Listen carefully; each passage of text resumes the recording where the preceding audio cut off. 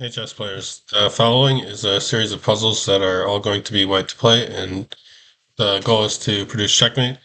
And they're going to be a few moves the solution, and they're going to get progressively more difficult. So this is the easiest one, and pause the video here if you'd like to try to solve it.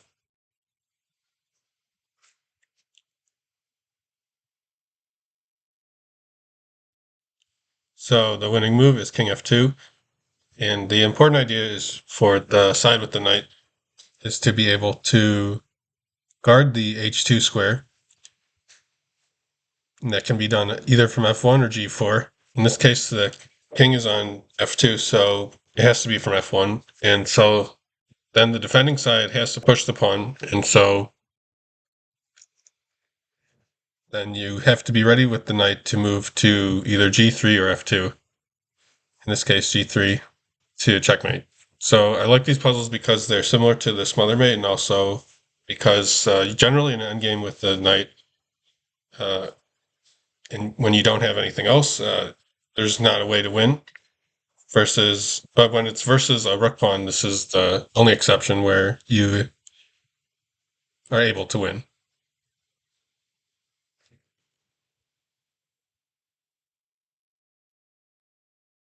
So here you're guarding h2.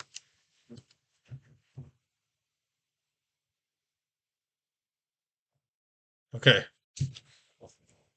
so pause the video here if you want to try to solve this one.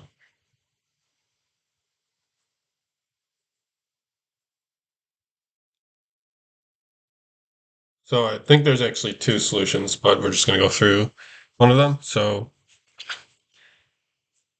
the winning move here is knight to g3 check.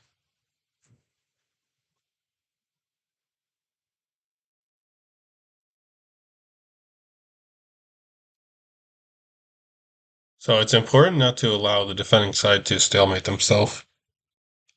In this case, if the defending side is given the opportunity to play h2, and the knight is not able to go to g3 the next move, then it will be a stalemate.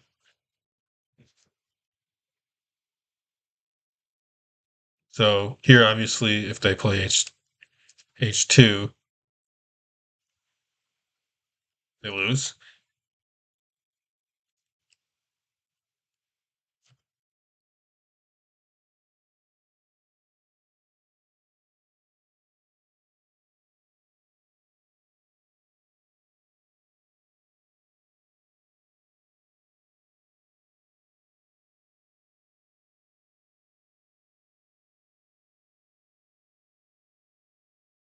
So it's actually important in determining if you can win, if you're the side with the knight in these situations, to understand the tempos and also figure out where your king is supposed to go.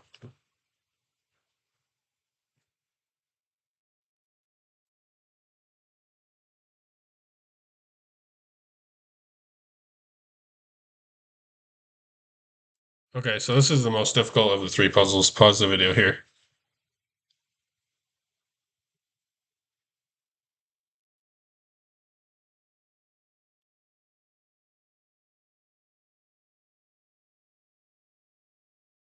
So there's two main moves that you have to look at, and pretty much it's obvious that any of the other moves besides king f2 and king f3 will produce a draw. So because the defending king will escape the box. So here the winning move is king to f3, and if you play king to f2, it's an immediate draw. So the knight cannot move to f1 quickly enough. So say they play here, and now the tempos don't line up, and so there's no way to lose a tempo with knight.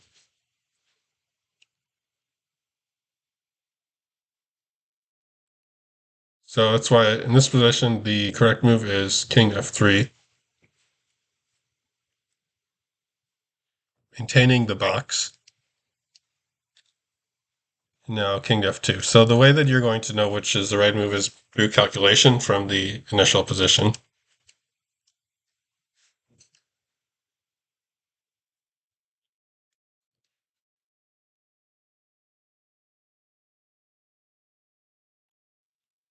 So again, the knight is able to approach g3, so if they play h2, they lose.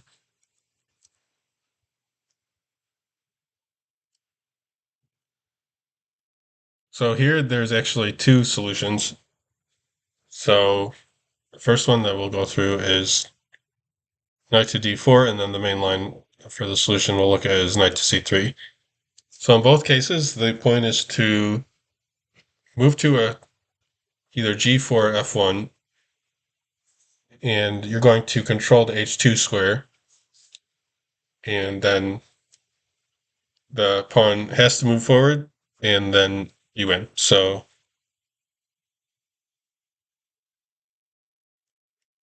first, let's look at knight to d4. So it's interesting that in all these situations, you're going to create kind of a loop with the knight, and I'll point it out later.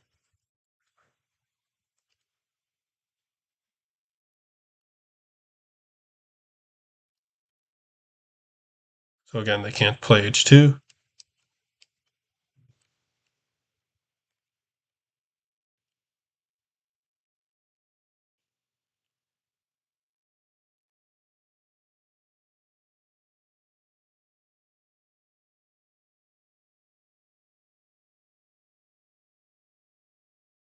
Okay, so here you went to the following path.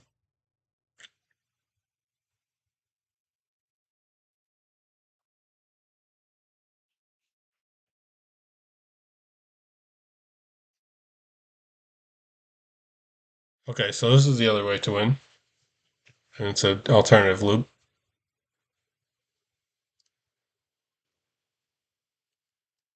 If you're not able to approach g3, then they can stalemate themselves with h2.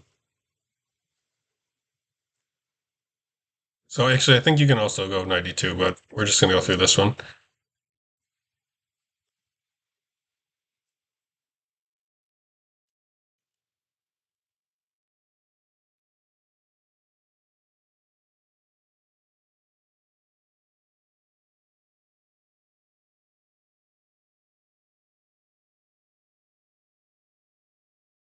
Okay, so let's just take a look at this. And there's another type of loop.